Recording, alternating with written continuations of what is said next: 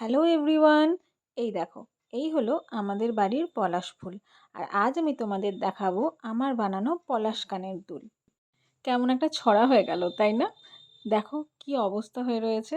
কোনো একটা জিনিস বানানোর আগে যে সিচুয়েশনটা হয়ে থাকে, মানে বানানোর সময়টা, সেটা কিন্তু ভীষণ মেসি হয়। আর সেই মেসটা ক্রিয়েট না হলে ক্রিয়েশনটার মজাও কিন্তু পাওয়া যায় না। তো এইখানে ক্লেটাকে রেডি করে নিয়েছি। তারপর এভাবে একটা একটা করে পেটাল রেডি করে সেগুলোকে জুড়ে দিয়ে পলাশ ফুল তৈরি করি। পেটালগুলো হালকা একটু শুকিয়ে এলে সেগুলোকে আরেকটু মুড়ে দিতে হয় যাতে শেপগুলো আরও ভালো হয়। আর এখানে পলাশ ফুলের সাথে আমি আরও বেশ কিছু আমার ক্লে জুয়েলারির, মানে ক্লে ইয়াররিং বেসিক্যালি, তার কালেকশন তোমাদের দেখালাম। কেমন লাগছে অবশ্যই আমাকে জানিও কমেন্ট করে।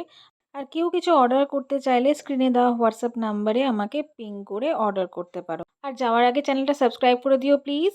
সবাই খুব ভালো থেকো। আজকের মতো টাটা।